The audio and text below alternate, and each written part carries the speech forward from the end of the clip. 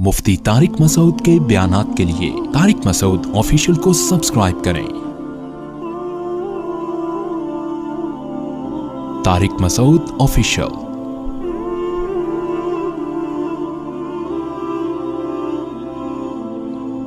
हज़रत मूसा अलैहिस्सलातु वस्सलाम फ़िरौन के दरबार में पहुँचे और फ़िरौन ने फिर उनसे कहा कि इन्न हाज़ा लसाहिरुन अलीम, ये तो जादूगर है और जानने वाला जादूगर, बहुत अच्छा जादू आता है इसको।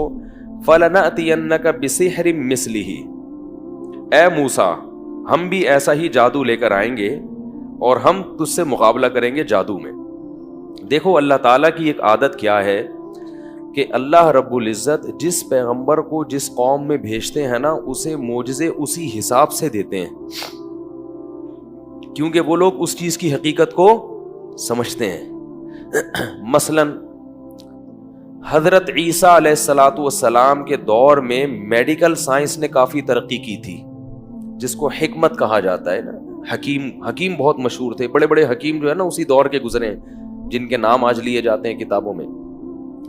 तो हकीमों ने बड़ी बड़ी दवाएं इजाद कर ली थी, जड़ी बूटियों पे तहकीक करके।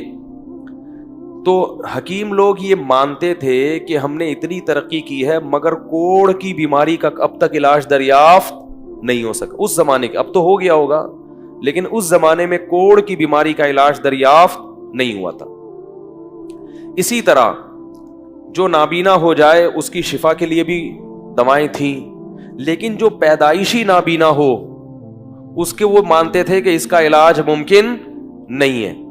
नजर चली गई बाद में, उसमें तो कुछ इलाज कर देते थे, कुछ नहीं करते थे, लेकिन जो पैदाइशी नाबीना है तो उस वक्त के तमाम हकीमों का, तबीबों का इत्तिफाक था कि पैदाइशी नाबीना की बीनाई वापस नहीं ला सकता। जिसको बरस की बीमारी हो, सफेद दाग जो जिस्म पे लग जाते हैं ना, चितकुबरा बन जाता है इंसान, तो उस जमाने में हकीमों का इत्तिफाक था कि ये भी असबाब की दुनिया में इसका इलाज मुमकिन, बोलो भाई, नहीं।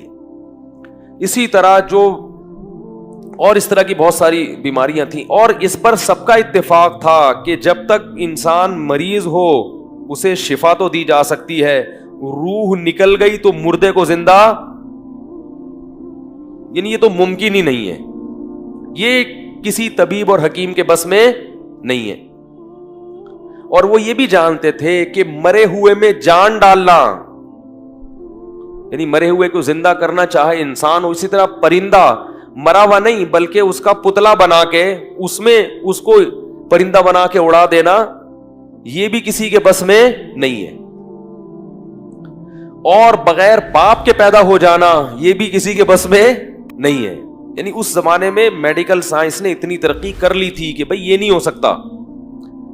अल्लाह ताला ने हजरत ईसा अलैहिस्सलाम को जो मोजज़े दिए, उन मोजज़ों ने ये बता दिया कि मैं अल्लाह का नबी हूं, क्योंकि असबाब की दुनिया में ये काम मुमकिन नहीं है, तो ये मेरे हाथ पे अल्लाह कर रहा है। अगर मैं गलत होता तो अल्लाह मेरे हाथ पे ऐसी चीजों को जाहिर क्यों करता। अगर हजरत ईसा किसी और कौम में आते ना, फिर वो क्या करते, कोढ़ के मरीज को हाथ लगाते, उसको शिफा हो जाती, तो लोग कहते भाई ये कोई हकीम है, इसने चुपके से कोई ऐसा इनको चूरन खिलाया है जिसकी वजह से ये ठीक हो गया, क्योंकि वो हिकमत के इल्म को जानने वाले नहीं थे ना। भाई जिस चीज का इल्म आपके पास नहीं है उसमें आपको बेवकूफ बनाना आसान है। तो ये कह सकते थे कि भाई ये कुछ ऐसी चीज खिला रहे हैं चुपके से, या मुर्दे को जिंदा कर देना, तो वो कह सकते थे भाई मुमकिन है कोई ऐसी दवा इन्होंने इजाद कर ली हो जंगल में जड़ी बूटियों पे तहकीक करके कि वो चुपके से खिलाते हो और वो बाद में आके ठीक हो जाता हो। तो अल्लाह ने हजरत ईसा को ये मोजज़े दिए ये बताने के लिए कि वो कौम जानती थी कि ये किसी इंसान के बस में नहीं है, और इस चीज का मेडिकल साइंस से कोई ताल्लुक, बोलो भाई, नहीं है। मेडिकल साइंस यहां के फेल हो जाती है, इसलिए बहुत सारे मोजज़े दिए। उबरिहुल अकमा वल अबरस व उहियल मौता, मुर्दे को कहते ना कुम बिइज़्निल्लाह, मुर्दा उठ के बैठ जाता कैसा। और परिंदे का पुतला बनाते ईसा अलैहिस्सलाम, उसमें फूंक मारते, वो फड़फड़ा के उड़ जाता परिंदा बन के। तो ये अल्लाह ने मोजज़े दिए। हजरत मूसा अलैहिस्सलाम का जो दौर था ना, ये बहुत खूब अच्छी तरह समझो। حضرت موسیٰ علیہ السلام کے دور میں جادو کا بڑا زور تھا. کرتب جیسے ہوتا ہے نا, آج کل آپ نے یوٹیوب پہ ویڈیوز دیکھی ہوں گی, رومال سے کیا نکال دیتے ہیں؟ کبوتر. یہ جادو ہے, رومال سے کبوتر نکال لیا. وہ ہمارے اسکول میں ایک صاحب آئے, انہوں نے شو دکھایا کہ جگ میں انہوں نے دودھ ڈالا, پھر جگ کو الٹا کر دیا تو کچھ بھی نہیں اندر. ہم حیران کہ یار یہ دودھ گیا کہاں پہ. یہ شعبدے ہوتے ہیں. اسی طرح ایک لڑکے کو کھڑا کیا, ایک بال تھی وہ پتہ نہیں کیا کدھر غائب ہو گئی, تو ایک لڑکے کو کھڑا کر کے نا اس کے ہاتھ کو ہیڈ پمپ کی طرح چلایا تو اس کے منہ سے بال نکل گئی. تو یہ فن جو ہے نا, یہ بڑا عجیب ٹیکنیکل فن ہے. نظر کا کیا ہوتا ہے اس میں؟ دھوکا ہوتا ہے. تو یہ فن حضرت موسیٰ علیہ السلام کے دور میں عروج پر تھا, بہت ترقی کی تھی اس فن نے. اللہ نے حضرت موسیٰ علیہ السلام کو اسی سے ملتا جلتا معجزہ دیکھ کے بھیجا. وہ لوگ لاٹھی سے سانپ بھی بناتے تھے, رسیاں پھینکتے تھے سانپ بن جاتی تھی, اس قسم کے شعبدے دکھاتے تھے. تو اللہ نے حضرت موسیٰ کو کیا کیا؟ یہ والا معجزہ دے کے بھیجا. اگر وہ لوگ جادو کے علم سے واقف نہ ہوتے تو وہ یہ کہہ سکتے تھے یہ کیا ہے؟ جادو ہے. لیکن جو جادو کو جانتے ہیں وہ فوراً پہچان جائیں گے کہ ہم جو کچھ کر رہے ہیں وہ نظر کا دھوکا ہے, اور موسیٰ جو کر رہا ہے وہ حقیقت میں لاٹھی کیا بن رہی ہے؟ سانپ بن رہی ہے. یہ بس میں نہیں ہے بھائی, یہ بس میں نہیں ہے, یہ نہیں ہو سکتا. تو اللہ تعالیٰ چاہتے تھے کہ حضرت موسیٰ کی نبوت پورے مصر شہر میں ثابت ہو جائے. تو یہ پورا مرحلہ جو ہے نا فرعون کے سامنے, یہ پورا پروسیس سے گزارا گیا اس پورے عمل کو. معجزہ بھی وہی والا دیا گیا جو جادوگر دکھانا چاہتے تھے. تو اب پتہ چل گیا کہ اللہ نے حضرت موسیٰ کو پہلی دفعہ لاٹھی کیوں پھکوائی اور سانپ کیوں بنایا, اس سے مانوس کرنے کے لیے کہ یہ لاٹھی بار بار سانپ بنے گی. صحیح ہے نا؟ اور اسی سے آپ کی نبوت کا سکہ جمے گا, اسی سے آپ کی نبوت ثابت ہوگی. تو کوئی اور قوم ہوتی نا, وہ کہتی بھائی ہمیں نہیں سمجھ میں آ رہا, یہ بھی جیسے لوگ رومال سے کبوتر بنا دیتے ہیں تو انہوں نے لاٹھی سے سانپ بنا دیا تو کیا ہے. تبھی فرعون نے پہلے ہی دیکھتے ہی کہہ دیا کہ یہ تو جادو ہے, تو ہم دن رات دیکھتے رہتے ہیں. کوئی رومال سے کبوتر بناتا ہے, کوئی بدنی کیا کرتا ہے, کوئی کیا کرتا ہے, تو انہوں نے لاٹھی سے کیا بنا دیا؟ سانپ. تو اب موسیٰ علیہ السلام سے اس نے کہا فَلَنَأْتِيَنَّكَ بِسِحْرٍ مِثْلِهِ, موسیٰ یہ کوئی مسئلہ نہیں ہے, میرے محل میں جو تو بات کر رہا ہے نا, یہ تو نے یہ دکھایا, ہم بھی ایک ایسا جادو لے کر آئیں گے. فَاجْعَلْ بَيْنَنَا وَبَيْنَكَ مَوْعِدًا لَا نُخْلِفُهُ نَحْنُ وَلَا أَنْتَ مَكَانًا سُوًى, اب تو بتا کہ مقابلہ تو نے کس دن کرنا ہے, مقابلے کی ڈیٹ آپ دو. فرعون کو اطمینان تھا نا کہ میں مقابلہ, میرے پاس تو ہزاروں جادوگر ہیں, میں بادشاہ ہوں, تو مجھے ڈرنے کی ضرورت نہیں ہے. لوگوں کا خیال تھا کہ حضرت موسیٰ علیہ السلام کوئی ایسی جگہ بتائیں گے جہاں 2-3 آدمیوں کے علاوہ کوئی بھی نہ ہو, تاکہ اگر مقابلہ ہار جائیں تو لوگوں کے سامنے معاذ اللہ ذلت نہ ہو. جو آدمی جس کو اپنے حق پر ہونے پہ تردد ہوتا ہے وہ کبھی بھی کھلے عام مناظرہ, وہ کہتا ہے بھائی مناظرہ ہوگا پائپ کے نالے میں بیٹھ کے, میرے اور آپ کے علاوہ کوئی تیسرا آدمی موجود, بولو بھائی, نہیں ہوگا. تو فرعون نے کیا کیا؟ تو فرعون نے کہا کہ اب آپ بتاؤ. حضرت موسیٰ کو موقع مل گیا, فرمایا موعدکم یوم الزینہ, جو عید کا دن ہے نا, عید کا دن جس میں سب لوگ جمع ہوتے ہیں, اس دن مقابلہ ہوگا کھلے عام. وَأَن يُحْشَرَ النَّاسُ ضُحًى, اور صبح کا وقت ہوگا جب لوگ سارے میدان میں. دیکھو فرعونی بھی صبح کو عید مناتے تھے, آج مسلمان عید پڑھ کے کیا کرتا ہے, 4 بجے اٹھ رہے ہوتے ہیں عید منانے کے لیے. پتہ نہیں کیا ہو گیا مسلمانوں کی عیدیں صبح ہوتی ہیں, شام کو نہیں ہوتی. تو رات کو سو جایا کرو, صبح اٹھا کرو اچھے بچوں کی طرح. تو موعدکم یوم الزینۃ وان یحشر الناس ضحیٰ فتولی فرعون, فرعون نے مجلس ختم کی. فجمع کیدہ, اور پورا زور لگا دیا, جو تدبیریں تھیں نا اس کی, جو بھی حکومتی وسائل اور ذرائع ہوتے ہیں وہ سارے اس نے, بولو نا یار, جمع کر لی. کتنے وسائل ہوں گے حکومت کے پاس؟ تو بہت مسائل ہوں گے. علماء کہتے ہیں ہزاروں, بعض نے کہا 50,000 جادوگر, واللہ عالم. ہزاروں جادوگروں کو اس نے کیا کر لیا؟ جمع کر لیا. اور فرعون نے حضرت موسیٰ سے یہ بھی کہا لا نخلفہ نحن ولا انتا, دیکھو وقت پہ وعدہ خلافی نہ ہم نے کرنی ہے اور نہ آپ نے. میرا بھی ایک دفعہ مناظرہ ہوا تھا 3 طلاق کے مسئلے پر, بالکل یہی ہمارا اسٹائل تھا, ٹھیک ہے, لیکن وہ محترم تشریف نہیں لائے. وہ یہ پھر آئے بھی تو کہنے لگے ہم آپس میں بیٹھ کے کریں گے. میں نے کہا آپس میں بات مناسب نہیں ہے. تو میں نے یہاں سے اخذ کیا تھا وہ. خیر, تو موسیٰ علیہ الصلوۃ والسلام جو تھے وہ پہنچ گئے حضرت ہارون کو لے کے. ادھر 2 آدمی ہیں, حضرت موسیٰ اور ہارون, اور ادھر ہزاروں جادوگر. اور فرعون اس خوش فہمی میں کہ ابھی یہ دونوں کیا کریں گے, ان ہزاروں جادوگروں سے مقابلہ ہار جائیں گے. قرآن کے الفاظ دیکھیں, موسیٰ علیہ السلام نے پہلے ان جادوگروں کو تبلیغ کی. وہ ہزاروں کھڑے ہوئے ہیں نا, اور لوگ پورا مصر جمع ہوا ہوئے تماشائی بن کے. اللہ جب اپنے دین کو غالب کرنا چاہتے ہیں نا تو اس کی پرچار کا اس طریقے سے انتظام کرتے ہیں. ہزاروں جادوگر جمع, اور پورا مصر جو بھی اسٹیڈیم ہوگا ان کا, یا کوئی بھی جہاں ان کے وہ جو زینت کا دن تھا نا جہاں وہ نمائشیں کیا کرتے تھے, تو اس میں ظاہر ہے کوئی انہوں نے بیٹھک بنائی ہوگی جہاں سب لوگ یہ جو ہے نا اس طرح کے مقابلے دیکھا کریں. تو موسیٰ علیہ السلام نے ان جادوگروں کو تبلیغ کی, وَيْلَكُمْ لَا تَفْتَرُوا عَلَى اللَّهِ كَذِبًا, تم تباہ ہو جاؤ, تم اللہ پہ جھوٹ مت باندھو, میں اللہ کا نبی ہوں, میرے مقابلے میں مت آؤ. فَيُسْحِتَكُمْ بِعَذَابٍ, اگر تم نے مجھ سے مقابلہ کیا تو کہیں ایسا نہ ہو کہ اللہ تمہیں عذاب میں ہلاک کر دے. حضرت موسیٰ کو پتا تھا نا کہ میں اللہ کا نبی ہوں, مجھ سے مقابلے میں کہیں ایسا نہ ہو کہ اللہ کا تم پر عذاب آ جائے. قرآن کہتا ہے فَتَنَازَعُوا أَمْرَهُمْ بَيْنَهُمْ, آپس میں جادوگروں میں اختلاف ہو گیا, کیونکہ ڈر تو ان کو بھی لگ رہا تھا بھائی واقعی اللہ کے پیغمبر نہ ہو, کیونکہ پیغمبروں کا سلسلے تو چل رہے تھے نا ہمیشہ سے, کوئی آخری نبی تو نہیں آیا تھا, کسی نبی نے نہیں کہا تھا کہ میں آخری نبی ہوں, تو امکان تو تھا کہ پیغمبر ہوں. تو قرآن کہتا ہے فَتَنَازَعُوا أَمْرَهُمْ بَيْنَهُمْ, آپس میں جھگڑا ہو گیا.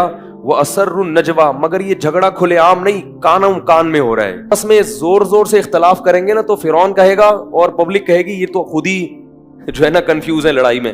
تو آپس میں کیا ہو گیا, کانا پھوسی شروع ہو رہی ہے.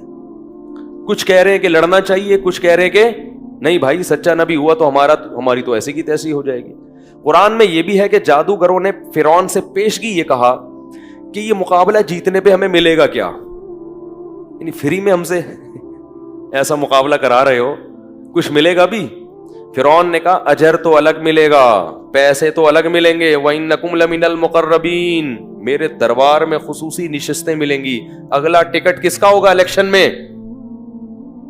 الیکشن نہیں ہوتے تو اس زمانے میں, یعنی تمہیں حکومتی عہدے بھی ملیں گے. عہدوں کی لالچ بڑی خراب ہے, تو پیسے بھی ملیں گے اور ساتھ ساتھ میرا قرب بھی ملے گا. اس سے پتہ چلتا ہے کہ فرعون کس قدر مصیبت میں تھا اور کتنا زیادہ چاہتا تھا کہ میرے موسیٰ علیہ السلام یہ مقابلہ ہار جائیں.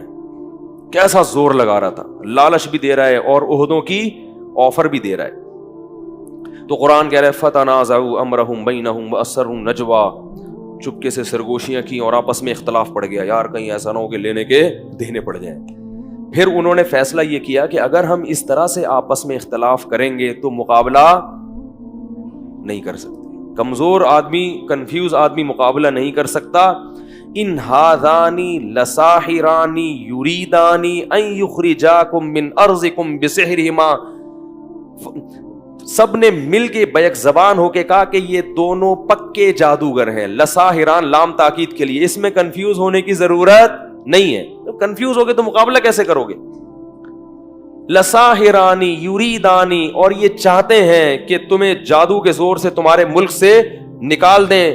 فاجمعوا کیدکم, مل کے ایک تدبیر کرو, ہماری صفوں میں اختلاف.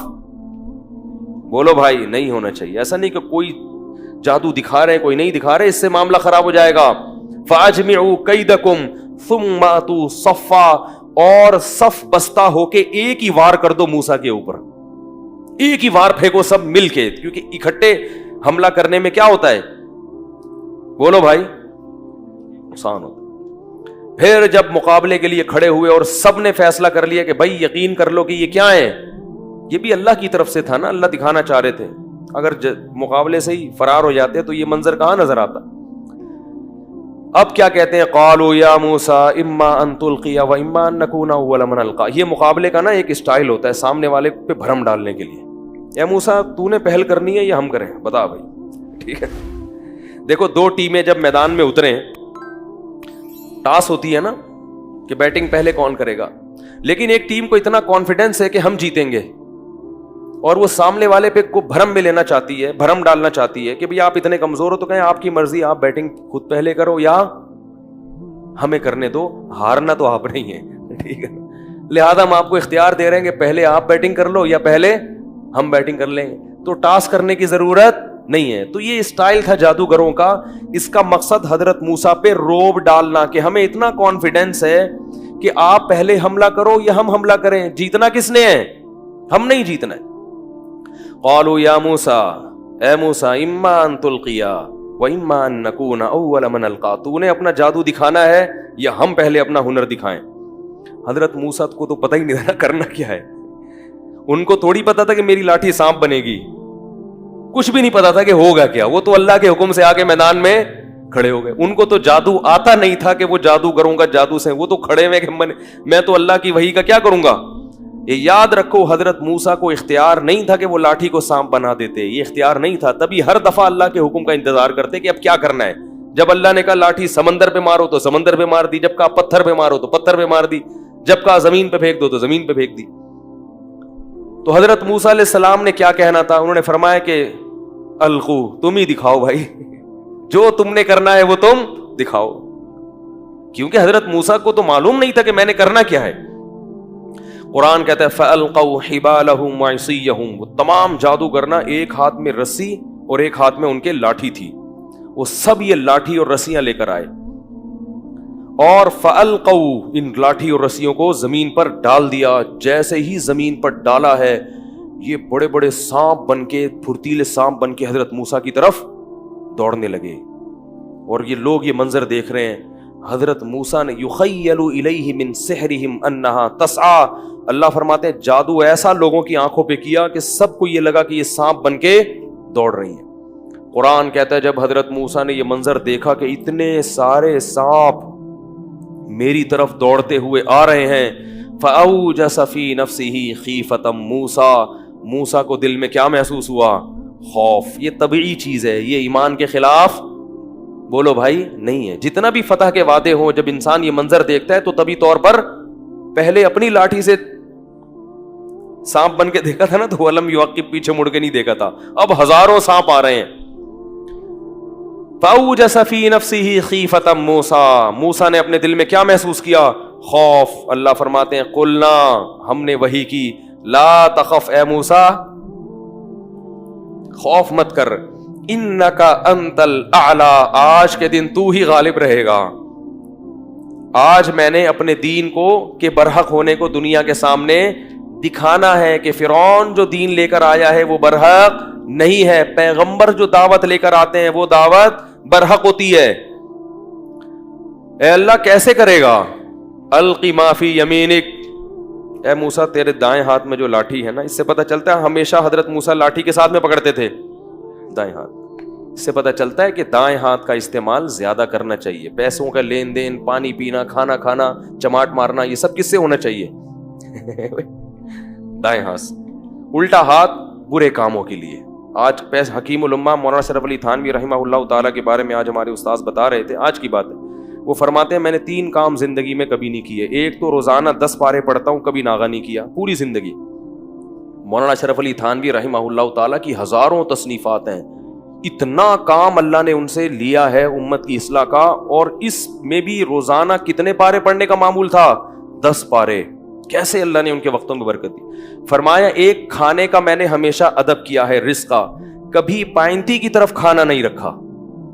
یعنی جس طرف ہم چارپائی پہ لیٹتے ہیں نا, تو پاؤں کی طرف کھانا کبھی اس جگہ نہیں رکھا, ہمیشہ کہاں رکھا ہے؟ یہ رزق کا احترام ہے. اور تیسری چیز, کبھی دائیں ہاتھ سے بائیں ہاتھ سے لین دین. بولو بھائی, جب بھی کسی کو کوئی چیز دی تو سیدھے ہاتھ سے لی, تو سیدھے ہاتھ سے. تو یہ نبی صلی اللہ علیہ وسلم کا حکم ہے, دائیں ہاتھ کا استعمال جو ہے نا, اس میں برکت اللہ نے رکھی ہے. پیسوں کے لین دین اس سے کیا کرو. خیر, القی ما فی یمینک, تیرے دائیں ہاتھ میں جو لاٹھی ہے اس کو زمین پہ ڈال دے. جیسے ہی حضرت موسیٰ نے وہ لاٹھی ڈالی ہے تو انہوں نے تو یہ دکھایا تھا کہ یہ سانپ، یہ رسیاں ایسے ہیں جیسے سانپ، حقیقت میں وہ سانپ نہیں بنی تھی. ادھر حضرت موسیٰ نے جو لاٹھی زمین پہ ڈالی تو وہ حقیقت میں اژدہا بن گئی، حقیقت میں بن گئی، اور ایک ہی لمحے میں ان ہزاروں سانپوں کو کھا گئی. قرآن کے الفاظ دیکھیں، فَأُلْقِيَ السَّحَرَةُ سُجَّدًا، جتنے جادوگر تھے سارے کے سارے لاشعوری طور پر سجدے میں ڈال دیے گئے. نہیں آ رہی بات سمجھ میں؟ یہ بلاغت ہے قرآن کی. کیا مطلب؟ مقابلہ کرنے سے پہلے تو کیا کر رہے تھے؟ مشورہ کہ بھائی یہ دیکھیں سچا نہ ہو، جھوٹا نہ ہو. اب حضرت موسیٰ پر ایمان لانے کے لیے، اور ایمان ایسا تگڑا کہ حضرت موسیٰ کے سامنے یہ جب سجدہ جب کرتا ہے نا انسان، جب عشق میں پاگل ہو جائے، عشق میں کیا ہو جائے، یہ نہیں کہ اے موسیٰ ہم ایمان لائے، یہ تو بعد میں کہا، پہلے کس میں گرے ہیں. یہ بالکل ایک ایسی اندر کی کیفیت ہوتی ہے کہ جب انسان کسی کے عشق میں پاگل ہو جائے نا، بالکل اس کو یقین کر لے کہ یہ سچا ہے اور یہ بہت بزرگ و برتر ہے، تو انسان اپنے جسم کے سے جو ہے نا پہلے ثابت کرتا ہے، زبان کا استعمال بعد میں. تو قرآن کے الفاظ ہیں کہ حالانکہ پہلے مشورہ کر رہے تھے مگر اب مشورہ آپس میں نہیں کیا، ایسے دھڑام سے سجدے میں گرے ہیں کہ گویا ان کو کسی طاقت نے گرا دیا ہے، یعنی ارادہ بھی نہیں کیا. اس کو کہتے ہیں نا کہ آپ بعض دفعہ لاشعوری طور پر کسی چیز سے اتنے متاثر ہو جاتے ہیں کہ اس کے لیے آپ کو سوچنا نہیں پڑتا، بغیر سوچے وہ کام ہو جاتا ہے. اتنا متاثر ہو گئے حضرت موسیٰ سے کہ بھئی یہ تو سچا نبی ہے، یہ کیسے انہوں نے لاٹھی کو اژدہا بنا دیا، یہ تو ممکن ہی نہیں ہے. تو اب سوچنا نہیں پڑا، دھڑام سے سب کے سب ایک دم حضرت موسیٰ کے سامنے سجدے میں گر گئے. مشورہ نہیں کر رہے، ہر شخص گر گیا سجدے میں، اور پھر سب نے بیک زبان ہو کر کہا آمنا برب موسیٰ، ہم سب ایمان لائے برب العالمین، اس رب پر جو تمام جہانوں کا پالنے والا ہے، اور موسیٰ اور ہارون کے رب پہ ہم ایمان لے کر آئے. یہ منظر انہوں نے اپنی آنکھوں سے دیکھا، ان کو یقین ہو گیا کہ یہ جھوٹا پیغمبر یہ نہیں ہے، یہ جادوگر نہیں ہے، ناممکن ہے. آج تک کسی نے لاٹھی کو حقیقی معنوں میں سانپ نہیں بنایا. انہوں نے سارے ایک دم سجدے میں گر گئے. فرعون یہ منظر دیکھ رہا ہے اور کہہ رہے یہ تو لینے کے دینے پڑ گئے. جن کو مقابلے کے لیے لایا تھا وہی نہ صرف یہ کہ زبان سے کہہ رہے ہیں کہ یہ جادوگر نہیں ہے. جادوگر یہ کہہ سکتے تھے نا کہ یہ جادوگر نہیں ہے، بس یہ تو اگلا اسٹیپ ہے کہ یہ نبی ہے، پھر یہ اس سے اگلا اسٹیپ ہے کہ ہم ایمان لائے، اس سے بھی اگلا اسٹیپ ہے کہ کیا اس کے سامنے سجدے میں گر جاؤ. جو آخری انتہا تھی اس سے جادوگروں نے اپنے عمل کو اور اپنے ایمان کو شروع کیا. فرعون نے کیا منادی کی؟ اس نے لوگوں سے کہا کہ یہ دونوں پہلے سے پلان کر کے آئے تھے، یہ پری پلان ہے. یہ کیا ہے؟ ان جادوگروں نے موسیٰ اور ہارون کے ساتھ مل کے نورا کشتی کا پروگرام بنایا ہوا تھا کہ یہ بڑا جادوگر ہے اور یہ کیا ہیں؟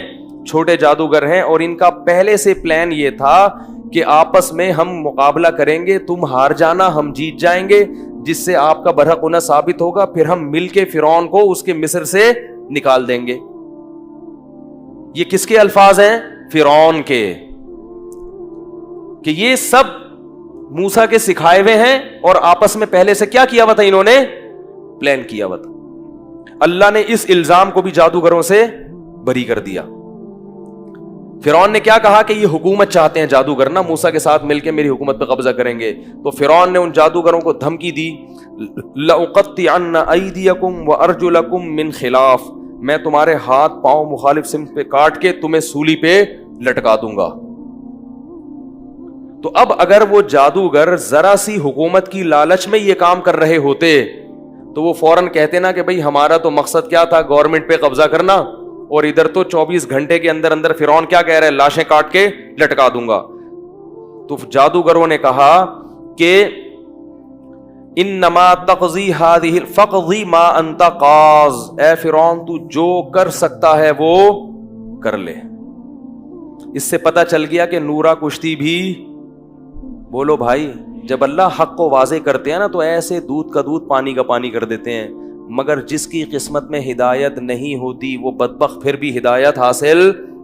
اگر نورا کشتی ہوتی تو وہ کٹنے کے لیے تھوڑی تیار ہوتے. وہ کہتے یار دیکھو جو سیاسی لوٹے ہوتے ہیں جن کا مقصد قوم کی خدمت نہیں ہوتا, سب کی بات نہیں کر رہا, جو بیان سن رہے ہیں ان کے علاوہ کی, کہ جن کا مقصد قوم کی خدمت نہیں ہوتا, تو اگر وہ کسی ذاتی مفاد میں ایک جماعت کے ساتھ سلوک کرتے ہیں تو اگر ان کو کہیں اور مفاد نظر آئے تو ادھر سے لڑک کے ادھر چلے جائیں گے. کیا خیال ہے؟ تو یہ علامت ہوتی ہے کہ بھائی تمہارا اپنا تو کوئی موقف اور نظریہ ہے نہیں, تمہیں جہاں مفاد نظر آئے. ہاں وہ مفاد کبھی دنیاوی ہوتا ہے, کبھی ملک, کبھی کبھار اس میں مفاد ہوتا ہے, لیکن ہوتا مفاد ہے. اب اگر جادوگروں کا مفاد حکومت ہوتی تو وہ کٹنے کے لیے کبھی بھی تیار نہیں ہوتے. تو جادوگروں نے کیا کہا فرعون کو جب فرعون نے دھمکی دی؟ جادوگروں نے کہا لن نؤثرک علی ما جاءنا من البینات, اے فرعون موسیٰ کے برحق ہونے کے جو ہمارے پاس دلائل آ گئے ہیں نا, ان دلائل پر اب ہم تجھے ہرگز ترجیح نہیں دے سکتے. وما جاءنا من الحق, اور حق ہمارے پاس آ گیا ہے, اتنا واضح آ گیا ہے کہ اب ہم تجھے ترجیح نہیں دے سکتے. انا آمنا بربنا, ہم اپنے رب پر ایمان لائے ہیں, موسیٰ پر نہیں. اصل ایمان کس پر ہے؟ موسیٰ کے رب پر.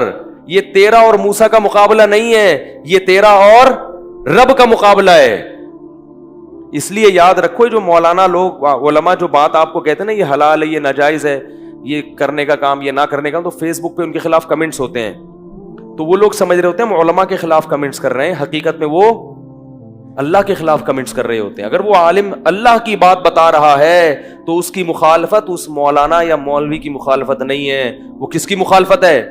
ابھی ایک بہت ہی سیکولر ٹائپ کا آدمی ہے فیس بک پر, جنت کا بڑا مذاق اڑاتا ہے. وہ کہتا ہے جنت میں لائبریری کیوں نہیں ہوگی, یہ حوریں اور عیش پرستی کیوں ہے, یہ مولوی لوگوں کو عیش پرست کیوں بنا رہے ہیں, ایسی فضول باتیں. جنت میں لائبریری ہے بھائی, یعنی جنت میں تو علم نالج ہونی چاہیے, فضول باتیں. اس کا جواب ہے بہت معقول, لیکن ابھی ادھر جاؤں گا تو بات لمبی ہو جائے گی. تو یہ جنت کا جو مذاق اڑا رہا ہے, کہنے کو تو وہ کہہ رہے ہیں مولوی, کیونکہ اس نے کہا یہ مولوی لوگ جو تمہیں جنت کی باتیں کرتے ہیں, حوریں ہوں گی اور یہ عیاشی ہوگی, تو یہ عیاشی کی طرف ذہن کیوں بنا رہے ہیں تمہارا, یہ تعلیم کی طرف کیوں نہیں لے کے آ رہے؟ تو یہ اعتراض مولوی پر نہیں ہے, یہ کس پر ہے بھائی؟ تو جب مرو گے تو اللہ سے پوچھ لینا کہ اللہ جنت میں لائبریری, اور میں تو کہتا ہوں اگر جنت میں کتابیں ہیں تو پھر جنت میں کیوں جائے آدمی؟ کیا خیال ہے بھائی؟ جنت میں تو پڑھنا ہی اگر جا کے, بھائی یہیں تو پڑھ کے تو پاگل ہو گئے ہیں. تو سینس لیس لوگ ہیں. جنت تو اللہ کی طرف سے اعمال کا بدلہ ہے, عیش و عشرت کی جگہ ہے. یہاں عیاشی سے روک رہے ہیں, حرام عیاشی سے, تاکہ وہاں حلال عیاشی ہو سکے. تو جو مولوی پر اعتراض کر رہا ہے وہ مولوی پیروی کس پہ کر رہا ہے؟ اللہ پہ. تو اس کا جواب اللہ دے دے گا قیامت کے دن. اللہ کہے گا چونکہ آپ کو جنت بغیر لائبریری کے پسند نہیں تھی تو ہم نے آپ کے لیے جہنم میں ایک الگ سے ڈپارٹمنٹ کا انتظام کیا ہے. ٹھیک ہے نا؟ تو اللہ کی آیات کا جو مذاق اڑاتا ہے نا, اس کا انجام بہت برا ہوتا ہے. اس لیے اپنے اس میں حد سے تجاوز مت کرو. تو ان جادوگروں نے کیا کہا؟ لن نؤثرک علی ما جاءنا من البینات والذی فطرنا, جس خدا نے ہم کو پیدا کیا اس خدا پر ہم ایک انسان کو ترجیح دیں, یہ نہیں ہو سکتا. اور آگے جواب میں کیا کہہ رہے ہیں کہ انا آمنا بربنا, ہم اپنے رب پر ایمان لائے ہیں, لیغفر لنا خطایانا, تاکہ ہم نے جو پیغمبر سے مقابلہ کیا نا, یہ جو جرم ہوا, اس جرم کو وہ کیا کر دے گا؟ معاف. یہ تو بہت بڑا جرم کیا ہم نے, لیکن ہمیں پتا چلا ہے کہ ایمان پچھلے سب گناہوں کو ختم کر دے. تو اتنا بڑا پروٹوکول مل رہا ہے, اتنے فائدے مل رہے ہیں, اس کو چھوڑ کے ہم تجھ پر ایمان لے کر آئے. اور یہ بھی کہنے لگا جادوگر, یہ دیکھو 1 سیکنڈ کا ایمان ہے لیکن کتنی حکمت اور بصیرت کی باتیں ہیں. اور یہ بھی کہنے لگا, جادوگر کہنے لگے انما تقضی هذه الحیات الدنیا, فرعون تو یہاں ہمیں عذاب دے گا نا, تو یہاں کا عذاب بڑے سے بڑا کیا ہو سکتا ہے؟ آگ میں ڈال دے گا, مر جائیں گے, ختم ہو جائیں گے. کاٹ کے لٹکا دے گا, مر جائیں گے, ختم ہو جائیں گے. لیکن ہم جس رب پر ایمان لائے ہیں نا, وہ ہمیں کیا دے گا؟ انا آمنا بربنا لیغفر لنا خطایانا وما اکرہتنا علیہ من السحر. اور آگے کہا واللہ خیر وابقا, اللہ جو انعام دے گا وہ تیرے انعام سے بھی بڑھ کر, اور تیرا انعام اگر کتنا ہی زیادہ ہو کچھ دنوں میں ختم ہو جائے گا. اللہ جو انعام دے گا وہ ختم ہونے والا یعنی اللہ اگر تجھ سے کم درجے کا انعام بھی دے رہا ہوتا تو بھی وہ اس قابل تھا کہ اس کو لیا جائے. کیا خیال ہے بھائی؟ کیونکہ وہ تو ہمیشہ رہے گا, جبکہ اللہ ہمیشہ کا انعام بھی دے رہا ہے اور وہ کوانٹٹی اور کوالٹی میں تیرے انعام سے زیادہ بھی ہے. تو ہم بیوقوف ہیں جو تجھ پر ایمان لائیں. دیکھو یہ جادوگروں کی بات اللہ کیوں نقل کر رہے ہیں, یہ ہمیں سبق دیا جا رہا ہے. جب بھی انسان اللہ کی نافرمانی کرتا ہے تو دنیا کے تھوڑے سے مزے کو, جو تھوڑا بھی ہے اور ختم ہونے والا بھی ہے, آخرت کے ان مزوں پر ترجیح دے رہا ہے جو زیادہ بھی ہیں اور ہمیشہ رہنے والی بھی ہیں. تو یہ صرف جادوگروں کی بات نہیں ہے, جو بھی اس نہج سے ہٹے گا وہ فرعون ہی کے راستے پہ چلے گا. اور پھر جادوگر یہ بھی کہنے لگے انہو من یأتی ربہ مجرمن, اے فرعون یہ بات سن لے کہ جو بھی قیامت کے دن اللہ کے سامنے مجرم بن کے آئے گا, کیونکہ اب تو موسیٰ علیہ السلام سے انہوں نے سن لیا نا کہ ایمان کے بغیر کوئی جنت میں نہیں جا سکتا. فَإِنَّ لَهُ نَارَ جَهَنَّمَ, تو اس کے لیے اللہ نے جہنم کی آگ تیار کر کے رکھی ہے. وَمَن يَعْمَلْ مِنَ الصَّالِحَاتِ وَهُوَ مُؤْمِنٌ, اور جو نیک اعمال کرے گا ایمان کے ساتھ, فَأُولَٰئِكَ لَهُمُ الدَّرَجَاتُ الْعُلَىٰ, تو تو نے کہا تھا نا میں اپنا قرب دوں گا, اونچے مقام دوں گا, 21واں گریڈ دوں گا, 22واں گریڈ دوں گا, تو اللہ نے ایسے لوگوں کے لیے اونچے اونچے درجات رکھے ہوئے. فرعون نے ان سب کو کیا کر دیا؟ قتل کر دیا. ہزاروں جادوگروں قتل ہو گئے. لیکن حضرت موسیٰ علیہ الصلوۃ والسلام کا دین اب تیزی سے پھیلنے لگا, بہت تیزی سے دین پھیلنے لگا. تو اب لوگ اور زیادہ ایمان خود فرعون کی قوم میں ایک شخص ایمان لے آیا, خود فرعون کی قوم میں ایک نہیں بہت سارے لوگ ایمان لانے لگے. قرآن نے سورہ مومن میں پورا ایک فرعونی کا تذکرہ کیا ہے کہ وہ دربار میں ایمان لے آیا, اپنا ایمان اس نے چھپایا اور کیسے اپنی قوم کو تبلیغ کرتا تھا وہ کہ بھئی تم کیا کر رہے ہو پیغمبر کی مخالفت کر کے. وہ بڑا لمبا واقعہ ہے, وقت اس میں بہت لگ جائے گا. تو اب کیا ہوا ہے کہ وقال الملأ من قوم فرعون اتذر موسى وقومه ليفسدوا في الارض ويذرك والهتك. کچھ دن گزرے ہیں کہ فرعون کے ہاں مشورہ ہوا, ان کی ایجنسیاں آ کے کیا کر دی تھی, خبر دے رہی تھی کہ فرعون کو درباریوں نے کہا کہ تم نے موسیٰ کو اور اس کی قوم کو آزاد چھوڑا ہوا ہے اور یہ پھیلتے جا رہے ہیں اور زمین میں فساد. بولو بھائی, پتا چلا کہ ہر ظالم حاکم نے ہمیشہ سے اپنی برائی پر لیبل کیا لگایا ہے, اچھا اہل حق کو کہا ہے کہ یہ فسادی ہیں, جو سب سے بڑے دہشت گرد ہوتے ہیں نا, ٹھیک ہے نا, وہ 32 ہزار ٹن وزنی بم گراتے ہیں کمزوروں پر, اور ان کمزوروں کو پھر لیبل کیا لگاتے ہیں کہ ہم دہشت گردوں کا, نہیں آ رہی بات میں, ان دہشت گردوں کے پاس لڑنے کے لیے غلیل بھی نہیں ہوتی اور آپ کے پاس بم ہوتے ہیں اور آپ لیبل کیا لگاتے ہیں. تو یہ ہمیشہ سے ظالم لوگوں کی سنت رہی ہے کہ وہ کیا کرتے ہیں, فرعون جیسا آدمی کہہ رہا ہے کہ میں فسادیوں کو اپنے ملک میں برداشت, ابے فسادی تو ہے بھائی, تو قتل کر رہا ہے, عورتوں کو غلام بنا رہا ہے اتنے عرصے سے, لیکن کیا کہہ رہا ہے کہ میں ان فسادیوں کو برداشت نہیں, بہت ہو گئی, اب دہشت گردی کا ملک سے کیا ہوگا. ہزاروں بچے قتل کر دیے, وہ دہشت گردی. تبھی کسی شاعر نے کہا ہے نا کہ جو لوگ ہمیں دہشت گرد کہتے ہیں تو ہم ان کی دہشت گردی کی گرد کو بھی نہیں پہنچے ہیں, سمجھ رہے ہیں. تو ہر جگہ مسلمان پٹ رہے ہیں نا پوری دنیا میں, آپ دیکھ لو, لیکن کہیں بھی داڑھی والا کسی بھی ایئرپورٹ پہ چلا جائے نا, اس کا ایسا یعنی آپریشن ہوتا ہے نا, اس کی ایسے تلاشی ہوتی ہے کہ ان کا بس نہیں چل رہا ہوتا ہے, اس کو پورا کھول کے گردے پھیپڑے نکال کے ایسے ایسے جھاڑ کے نا دوبارہ سے اس کو فٹ کر دیں. وہ تو ابھی تک ایسی ٹیکنالوجی آئی نہیں ہے کہ سب چیزیں پھیپڑے شیپڑے نکال کے, ایسی تلاشی ہوتی ہے.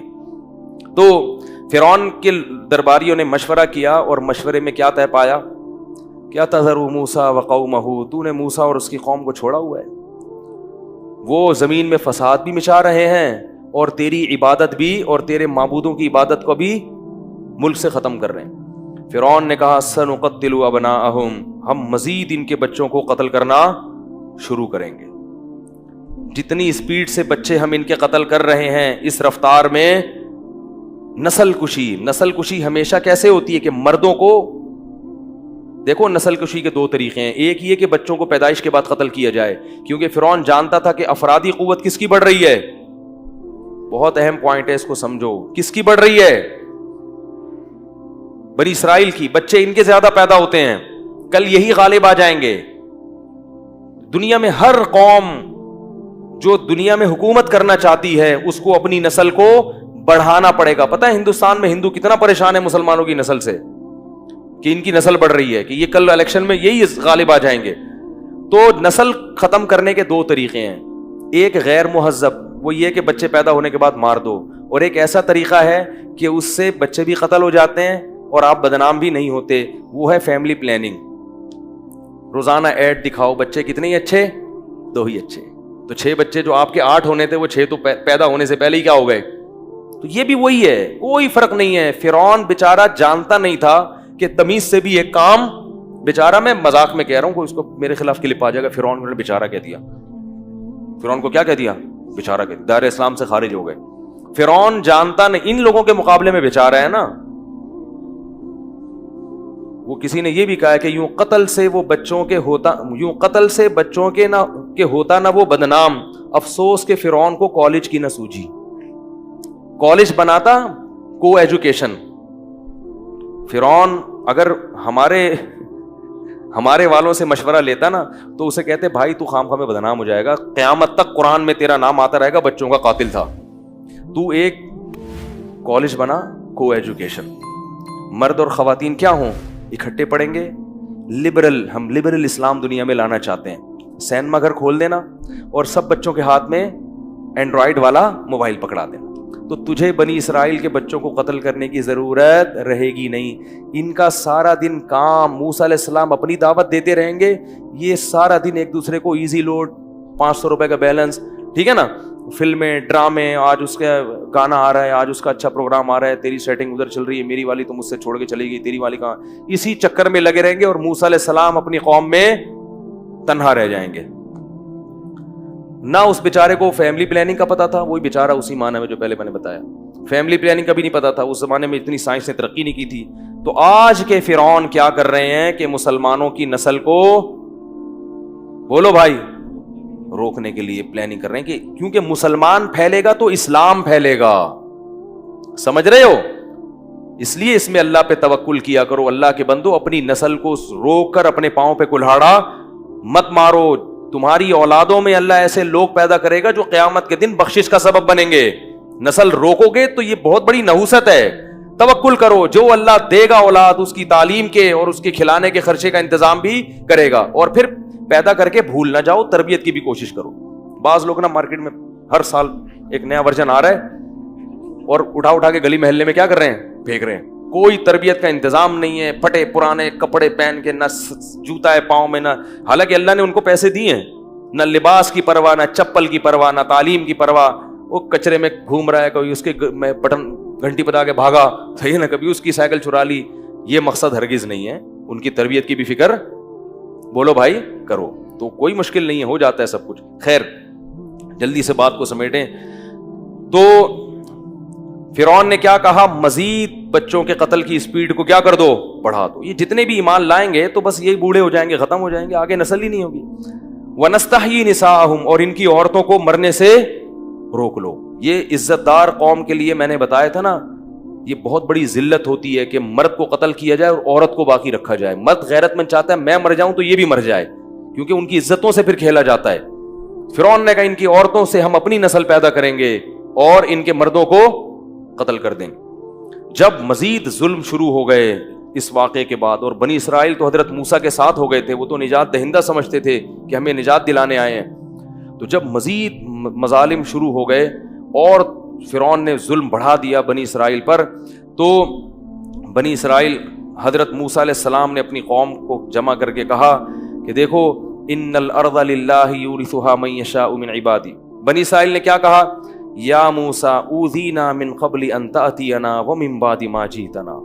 اے موسیٰ, تیرے آنے سے پہلے بھی ہم عذاب میں تھے اور تیرے آنے کے بعد بھی آزمائشیں بڑھ رہی ہیں. حضرت موسیٰ نے تسلی دی, ان الارض للہ, دیکھو یہ زمین کا مالک کون ہے, اللہ ہے. یورثھا من یشاء من عبادی، اپنے بندوں میں جس کو چاہتا ہے وہ زمین کی بادشاہت دیتا ہے. والعاقبۃ للمتقین، اور ابھی کی حالت کو مت دیکھو، انجام ہمیشہ نیک لوگوں کا بہتر ہوتا ہے، انجام انشاءاللہ تمہارے ہاتھ میں آئے گا. اور یہ بھی اللہ نے حکم دیا کہ اپنی قوم کو کہہ دیں کہ گھروں میں چھپ کے نماز پڑھیں، کیونکہ فرعون نے یہ پہلے تو نماز کی اجازت تھی، اب اس کے بعد فرعون نے نماز پڑھنے پر بولو بھائی پابندی. جب سیکولر حکومتیں آتی ہیں نا، جیسے ابھی چائنا میں بھی ہو رہا ہے، روزہ رکھنے پر پابندی ہے، تو پھر ایسے موقع پہ کیا ہے، عبادت کیسے کی جائے گی؟ چھپ کے. کہا چھپ کے عبادت کرو، گھروں کو ہی قبلہ بنا لو، گھروں کو ہی مسجد بنا لو. تو فرعون کے مظالم بڑھتے بڑھتے، میں مختصر، یہ واقعہ تو بہت لمبا ہے، آج اس کو ختم کرنا ہے ہم نے. تو جب بہت زیادہ معاملہ بڑھ گیا تو حضرت موسیٰ علیہ السلام نے پھر فرعون کے لیے بد دعا کی. اللہ تعالیٰ نے نا فرعون پر پہلے مختلف عذاب بھیجے، مینڈکوں کا عذاب آتا، خون کا عذاب آتا، جوؤں کا عذاب مسلط ہو جاتا، تاکہ یہ اللہ کے عذاب سے ڈرے. قرآن کہتا ہے جب بھی کوئی عذاب آتا، مینڈک اتنے زیادہ ہو جاتے، کھانے میں مینڈک ہر جگہ گھن آتی. اس زمانے کے فرعونی جو تھے وہ بھی مینڈک نہیں کھاتے تھے، اور آج چائنیز کیا کھا رہے ہیں؟ مینڈک. اگر یہ چائنیز اس دور میں ہوتے اور مینڈکوں کا عذاب آتا، کہ واہ بھائی واہ، سبحان اللہ، کیا مینڈک بریانی، کیا بہترین انتظام ہو رہا ہے. مینڈک کہتے ہیں اللہ تو نے ہمیں ان پر عذاب بنا کے بھیجا ہے، یہ ان کو ہمارے لیے عذاب بنا ہے. تو الٹا معاملہ ہو گیا. تو مینڈک کوئی کھانے کی چیز نہیں ہے. تو مینڈک اور جوئیں اور یہ سارے عذاب آتے تو پریشان ہو کے حضرت موسیٰ کے پاس جاتے کہ آپ خدا سے دعا مانگو رب سے کہ یہ عذاب دور کر دے، ہم آپ پر ایمان لے آئیں گے. جیسے ہی حضرت موسیٰ دعا کرتے اور یہ عذاب ان سے ختم ہوتا تو وہ واپس اپنے معاہدے کی خلاف ورزی میں لگ جاتے. طاقت کا نشہ، دولت کا نشہ انسان کو اندھا کر دیتا ہے. شکر کرو ہمیں اللہ نے ایمان والے والدین کے گھروں میں پیدا کر دیا. ہمارے فرمایا کرتے تھے والدین کا سب سے بڑا احسان یہ ہے کہ ان کی وجہ سے آپ کو غریبی میں مفت میں ایمان مل گیا. آزمائش میں نہیں ڈالا اللہ نے ہمیں. ہماری آزمائش ہے اعمال کی، بد اعمالی اور نیک اعمالی، اور ان کی آزمائش کیا تھی؟ اس سے بڑی تھی، ایمان کی. تو جب یہ کچھ دیکھ لیا موسیٰ علیہ السلام نے کہ یہ تو بڑے ڈھیٹ ہیں اور ان کی وجہ سے میری قوم بھی میرے ہاتھ سے نکل رہی ہے، پستی چلی جا رہی ہے، غربت اور معاشی لحاظ سے کمزور ہو رہی ہے. بچے ماں سے جب گود سے بچہ لے کے قتل کیا جائے گا، سوچو اس ماں پہ کیا گزرتی ہوگی، باپ پہ کیا گزرتی ہوگی کہ میری بیٹیوں کی عزتیں محفوظ نہیں اور میرے بیٹے جو میرا سہارا بنتے وہ چھینے جا رہے ہیں. جب بہت زیادہ ہو گیا تو موسیٰ علیہ السلام کو یہ خوف ہوا کہ کہیں میری قوم، بہت زیادہ صبر کرنا پڑ رہا ہے اس کو، میری قوم بھی کہیں میرے ہاتھ سے نکل نہ جائے، یہ بھی کافر نہ ہو جائیں. تو پھر حضرت موسیٰ علیہ السلام اور ہارون علیہ السلام دونوں نے مل کے اللہ سے بد دعا کی فرعون کے لیے. ربنا انک آتیت فرعون وملأہ زینۃ واموالا فی الحیاۃ الدنیا، اے اللہ تو نے فرعون اور اس کے جو سرکاری اہلکار ہیں اور اس کی جو فوج ہے اور اس کے جو بھی قوت ہے، اس کو تو نے دنیا میں بہت زیادہ زینت اور مال دیا ہے. اس زینت اور مال کی وجہ سے یہ لوگوں کو کیا کر رہے ہیں؟ گمراہ. پیسہ استعمال کر کے لوگوں کو جہنم کے راستے خرید رہے ہیں بندے. تو اے اللہ ربنا اطمس علی اموالہم، اے اللہ ان کے مالوں کو ہلاک کر دے. اسلام اتنے غضبناک ہو گئے تھے نا، جلالی تھے، کہ موسیٰ علیہ السلام نے کہا کہ اے اللہ اس نے اتنا ظلم کیا ہے دنیا میں، اتنا ظلم کیا ہے، اتنا ستایا ہے تیرے بندوں کو کہ اب تو اس سے ہدایت کی توفیق چھین لے. ایسا نہ ہو کہ یہ اب ایمان لا کے جنت میں چلا جائے، اب ہم اس کو جنت میں دیکھنا نہیں چاہتے. بہت زیادہ ستایا. واشدد علی قلوبہم، اے اللہ یہ فرعون اور اس کے جتنے درباری ہیں ان کے دلوں پر مہر لگا دے. فلا یؤمنوا، اب یہ ایمان نہ لے کر آئیں، حتی یروا العذاب العلیم، جب تک کہ دردناک عذاب کو اپنی آنکھوں سے نہ دیکھ لیں، کیونکہ جب عذاب اپنی آنکھوں سے دیکھا جاتا ہے تو پھر ایمان قبول نہیں ہوتا. قال قد اجیبت دعوتکما، اللہ فرماتے ہیں ہم نے کہا ہے موسیٰ تیری اور ہارون کی دعا کو میں نے قبول کر لیا، اب ان پر ایمان کی توفیق ختم. مایوس ہو جاؤ ان سے، ان کو ایمان نہیں ملے گا، یہ جہنم ہی ان کا مقدر ہے. پھر اللہ نے حضرت موسیٰ کو حکم دیا کہ اپنی قوم کو راتوں رات لے کے مصر سے نکل جائیں اور فرعونیوں کو پتہ نہ چلے. اللہ تو جانتے تھے کہ پتہ چل جائے گا، لیکن ظاہر کیا کیا ہے کہ آپ چپ کے منادی کرا دیں اور مصر سے نکل جائیں۔ حضرت موسیٰ علیہ الصلوۃ والسلام نے راتوں رات اپنی قوم کو لوگ بھیجے اور سب نے دروازے کھٹکھٹا کے راتوں رات سب کو جمع کیا اور کہا کہ اللہ کا حکم آیا کہ مصر چھوڑ کے نکل جاؤ، ظلم ہو رہا ہے۔ اب آپ دیکھیں کہ اللہ کی قدرت، اللہ تعالیٰ ناکامی کے نقشے پیدا کرتے ہیں، پھر اس میں اپنی قدرت دکھاتے ہیں، آخری دم تک انسان کو آزماتے ہیں۔ ادھر بنی اسرائیل نکلے ہیں مصر سے، ادھر فرعون کو مخبری ہو گئی، کسی نے جا کے فرعون کو سوتے ہوئے کو اٹھا دیا ہوگا، کیا ہو رہا ہے بھائی، یہ تو بھاگ رہے ہیں یہ لوگ۔ فرعون نے فوراً پورے شہر میں منادی کرائی، ان هؤلاء لشرذمة قلیلون وانہم لنا لغائظون، چھوٹی سی جماعت ہے کمزور لوگوں کی جنہوں نے ہمیں بہت تنگ کیا ہے، وَإِنَّا لَجَمِيعٌ حَاذِرُونَ، اور ان کی حرکتیں ٹھیک یہ ہمارے ملک کے لیے نقصان دہ ہیں۔ سارے درباریوں، کیونکہ پیسہ جب ہوتا ہے نا جس کے پاس، تو اس کی ہر الٹی چیز بھی قوم کو کیا لگتی ہے، اچھی لگتی ہے۔ جب دولت ہے، پیسہ ہے، تو کتنا بھی پھینکتا رہے نا بیٹھ کے لوگ پکڑتے رہتے۔ ماشاءاللہ کیا خوبصورت بیان کیا ہے۔ اور غریب آدمی کی اچھی بات بھی لوگوں کی سمجھ میں نہیں آتی۔ تو وہ جب نکلے ہیں تو فرعونیوں نے لشکر جمع کیا اور کہا یہ تھوڑے سے لوگ ہیں، انہوں نے ہمیں سخت مصیبت میں ڈالا ہے، غضبناک کیا ہے، ہم ان کا پیچھا کر کے ان کو جان سے مار دیں گے، گرفتار کر کے لائیں گے۔ پورا لشکر حکومتی سطح پہ فرعون نے جمع کیا اور مصر سے ان کے پیچھے نکل گیا۔ بنی اسرائیل بہت دور جا چکے تھے۔ اللہ کی قدرت دیکھیں، اللہ نے حضرت موسیٰ اور بنی اسرائیل کو راستہ بھلا دیا۔ رات کے اندھیرے میں بھاگ رہے ہیں گھوڑوں پہ، سواریوں پہ، جس طرف جانا ہے وہ راستہ، اللہ کی قدرت دیکھیں، وہ راستہ بھول گئے اور ایسی جگہ آ کے کھڑے ہو گئے کہ آگے کیا ہے، سمندر ہے، دریا ہے بہت بڑا۔ وہ کھڑے ہو گئے، اب دریا کو کیسے پار کریں، راستہ تلاش کر رہے ہیں کدھر جائیں، اور ادھر پیچھے سے غبار اڑتا ہوا نظر آ رہا ہے، ٹھیک ہے نا۔ اب بنی اسرائیل پریشان کہ اب تو گئے کام سے، کہنے لگے یا موسیٰ انا لمدرکون، اے موسیٰ اب تو مارے گئے، پکڑے گئے، پیچھے فرعون ہے، آگے کیا ہے، دریا ہے، تو بچنا ممکن نہیں ہے۔ اسباب کی دنیا میں تو واقعی مارے گئے تھے، کوئی راستہ ہی نہیں تھا۔ اے موسیٰ تو بچا کے لایا ہے ہمیں، بچانے کے لیے یہ کیا ہو گیا۔ حضرت موسیٰ بھی پریشان ہیں، لیکن جواب میں کیا کہتے ہیں، کلا، ہرگز مارے نہیں جائیں گے۔ جس اللہ نے اگر ہمیں ان کا غلام بنانا ہوتا، نجات نہ دینی ہوتی، تو وہ اللہ اس موقع پر ہمیں تنہا نہیں چھوڑے گا، وہ ہمیں یوں تھوڑی نکالتا اور معجزے تھوڑی دکھاتا، وہ تو سب اس لیے کر رہا ہے کہ ہمیں بچائے گا۔ لیکن حضرت موسیٰ نے اس موقع پر کہا کہ کیا کہا، کلا ان معی ربی، میرے ساتھ میرا رب ہے۔ یہاں علماء نے ایک نقطے کی بات کی ہے کہ حضرت موسیٰ نے یہ کیوں نہیں کہا کہ ہم سب کے ساتھ ہمارا، بولو نا بھائی، نبی صلی اللہ علیہ وسلم جب غار میں تھے نا، تو مشرکین نے چاروں طرف سے گھیر لیا، آپ کے ساتھ حضرت ابوبکر بھی تھے، تو حضرت ابوبکر بھی پریشان ہوئے، تو نبی نے فرمایا ان اللہ معنا، اللہ کس کے ساتھ ہے، بھائی تھک گئے تو پھر ختم کرتے ہیں، اللہ کس کے ساتھ ہے، ہمارے ساتھ، میری بھی مدد کرے گا اور تیری بھی۔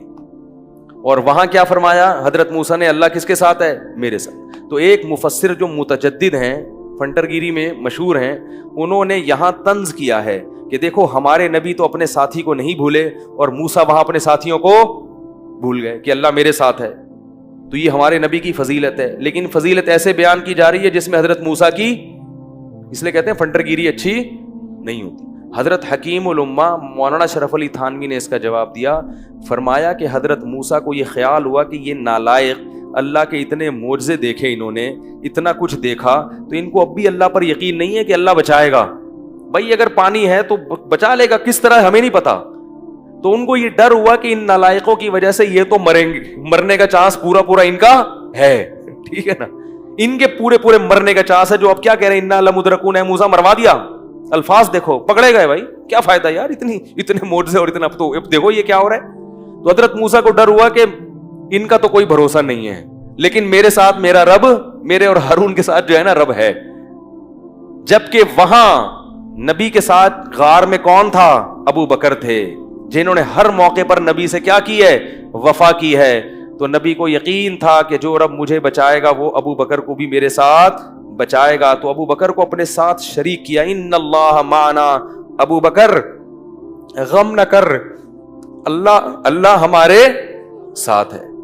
تو یہ فرق کرنے کے لیے اللہ نے یہ آیتیں نازل کی کہ بنی اسرائیل اور ابو بکر اور صحابہ میں حضرت موسیٰ کو جو ساتھی ملے تھے وہ اور طرح کے تھے، اور محمد صلی اللہ علیہ وسلم کو جو ساتھی ملے ہیں وہ بولو بھائی اور طرح کے. وہ آگ میں چھلانگ لگانے والے، وہ دریاؤں میں کودنے والے ہیں نبی کے اشاروں پر. اور بنی اسرائیل بات بات پہ مدرکون، پکڑے گئے، مروا دیا.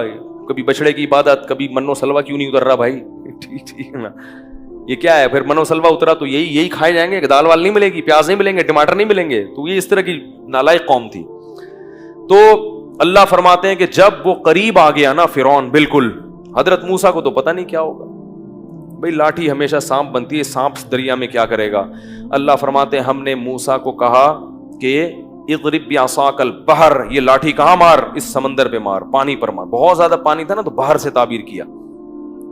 جیسے ہی وہ پانی پہ لاٹھی ماری ہے، فکان کل فرق کالطود العظیم، جو موجیں تھی نا دونوں طرف بریک لگا کے رک گئیں، اور پہاڑوں جیسی، کیونکہ پانی جمع ہو رہا ہے اور دونوں طرف موجیں پہاڑ جیسی بن گئیں اور درمیان میں راستہ خشک بن گیا.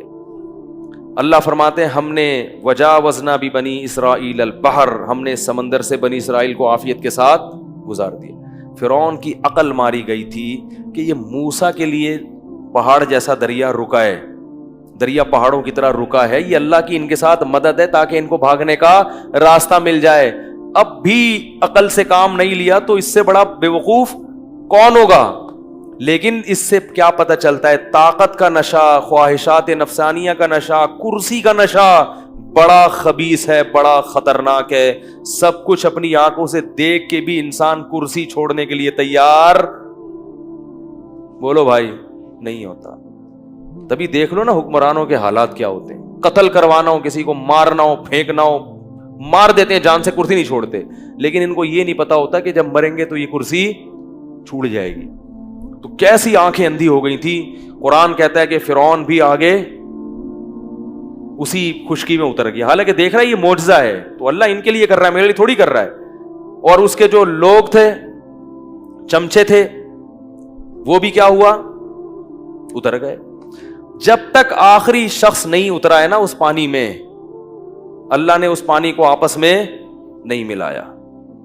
اللہ قرآن کہتا ہے کہ جب سب دریا کے بیچ میں آ گئے، بالکل ایک بھی نہ بچا، تو اللہ تعالیٰ فرماتے ہیں کہ ہم نے پانی کو جاری کر دیا. جیسے ہی پانی جاری ہوا ہے، حتی اذا ادرکہ الغرق، فرعون کے منہ میں پانی جانے لگا اور قلبازیاں کھانے لگا.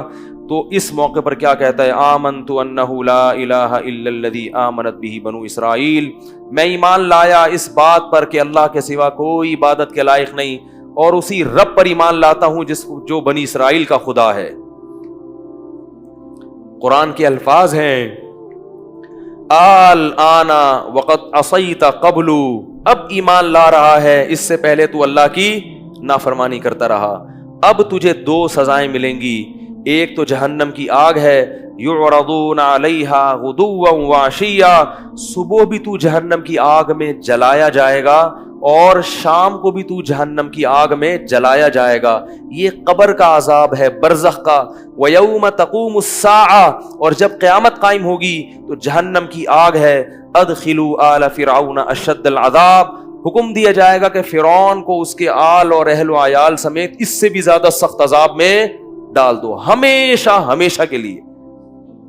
وَإِذْ يَتَحَاجُّونَ فِي النَّارِ، فرمائے اس وقت کو یاد کرو جب یہ جہنم کی آگ میں بحث کریں گے، لڑیں گے، کہیں گے قال الذین استضعفوا، جو فرعون میں ماتحت رعایا تھی نا، جو فرعون کی چمچا گیری میں لگی رہتی تھی حکمرانوں کی، تو یہ کہیں گے کہ انا کننا لکم تبعا، دیکھو ہم نے تمہیں دنیا میں فالو کیا تھا، تم دنیا میں ہمارے کام بناتے تھے، ہمارے اٹکے ہوئے کاموں کو پورے کر دیا کرتے تھے، اسی چکر میں تو ہم تمہاری اتباع کرتے تھے. تو آج تم کسی طرح سے اللہ سے کہہ کے یہ عذاب ہم سے دور نہیں کر سکتے. تو اللہ فرماتے جو بڑے ہوں گے نا حکومتی, وہ کیا کہیں گے, انا کلن فیہا, اس عذاب میں جیسے تم جل رہے ہو ہم بھی تمہارے ساتھ جل رہے ہیں. ان اللہ قد حکم بین العباد, اللہ اپنے بندوں کے درمیان فیصلہ کر چکا ہے, اب نہ ہم تمہاری فریاد رسی کر سکتے ہیں اور نہ کوئی اور. قرآن کہتا ہے پھر یہ جہنم کے داروغہ کے پاس جائیں گے. وقال الذین فی النار لخزنۃ جہنم ادعوا ربک یخفف عنا یوما من العذاب, کہ اللہ سے جا کے کہو, جہنم کے فرشتے سے کہیں گے اللہ سے کہو ایک دن کے لیے ہم پر اس عذاب کو ہلکا کر دے, ٹھنڈا کر دے, اس کے بعد دوبارہ آگ میں ڈال دینا. تو فرشتہ کہے گا اولم تک تأتیکم آیاتی, کیا تمہارے پاس اللہ کی آیات نہیں آئی تھی, کیا تمہیں اس عذاب سے ڈرایا نہیں گیا تھا؟ وہ کہیں گے بلا, ڈرایا گیا تھا. تو وہ فرشتہ کہے گا فدعو, پھر تم خود ہی پکارو, وما دعاء الکافرین الا فی ضلال, اللہ کہتے ہیں لیکن آج ان کی دعا قبول کرنے والا کوئی بھی, دنیا میں ایک آنسو انسان ندامت کا بہا لینا, یہ ایک آنسو وہ کام کرتا ہے جو ساتوں سمندر کا پانی نہیں کر سکتا. ایک آنسو ندامت کا اللہ کے غضب کو اور جہنم کی آگ کو ٹھنڈا کر دے گا, ایک آنسو, کیونکہ ابھی ہم نے اپنی آنکھوں سے وہ چیز دیکھی نہیں ہے, غیب ہے. اور جب دیکھ لی تو قرآن کہہ رہے ہیں کہ ساری دنیا کی دولت دے کے بھی عذاب سے بچنا چاہو گے تو عذاب نہیں ٹل سکتا. یہ دنیا کا عذاب آیا اور یہ آخرت کا عذاب, اور دنیا میں کیا عذاب. اللہ فرماتے ہیں الیوم ننجیک ببدنک, کہ آج ہم تیرے جسم کو محفوظ کر لیں گے. کیوں؟ یہ تو ایک کہانی تھی فرعون کی, جب تو دنیا سے جائے گا تو قیامت تک ایسے فرعون اور ایسے نافرمان پیدا, بولو بھائی, ہوتے رہیں گے.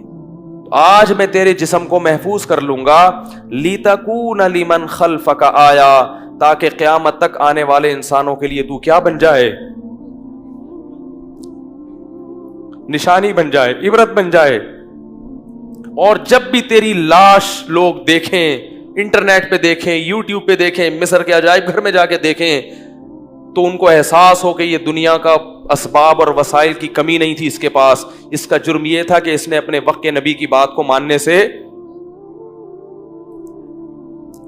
اس نے نبی کی بات کو ماننے سے انکار کر دیا. لوگوں کو عبرت حاصل ہوگی, کیونکہ دنیا کی زیب و زینت اور چمک دھمک انسان کی عبرت کی آنکھیں بند کر دیتی ہے.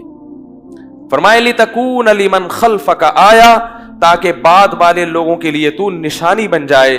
وَإِنَّ كَثِيرًا مِّنَ النَّاسِ عَنْ آيَاتِنَا لَغَافِلُونَ, کیونکہ بہت سارے لوگ میری نشانیوں سے غافل ہیں. دنیا میں ہر چیز دیکھ رہے ہیں مگر عبرت کی چیزیں ان کو نظر نہیں آتی. تو میں چاہتا ہوں کہ عبرت کی چیزیں دنیا میں رکھوں تاکہ تیرے بعد آنے والے لوگوں کو عبرت ہوتی رہے. یہ فرعون کا خاتمہ ہوا اور پھر بنی اسرائیل کو اللہ تعالیٰ نے نجات دی. اور اللہ تعالیٰ بار بار یہودیوں پہ اپنی نعمت کو یہ بیان کرتے ہیں, اذ نجیناکم من آل فرعون, اے بنی اسرائیل, اے یہودیوں, اس وقت کو یاد کرو جب اللہ نے تمہیں فرعون سے نجات دی. اور قرآن کی آخری آیت پڑھ کے میں اپنے درس کو ختم کرتا ہوں. وَأَوْرَثْنَا الْقَوْمَ الَّذِينَ يُسْتَضْعَفُونَ مَشَارِقَ الْأَرْضِ وَمَغَارِبَهَا الَّتِي بَارَكْنَا فِيهَا, فرمائے زمین کی کمزور ترین قوم کو ہم نے زمین کا وارث بنا دیا. کیوں؟ بما صبروا, اس لیے کہ انہوں نے صبر کیا. نالائق تھے مگر پھر بھی حکومت کا ساتھ, بولو بھائی, نہیں دیا, وقت کے پیغمبر کا ساتھ دیا. یہ صبر تو بہرحال کیا نا انہوں نے, ایمان نہیں چھوڑا.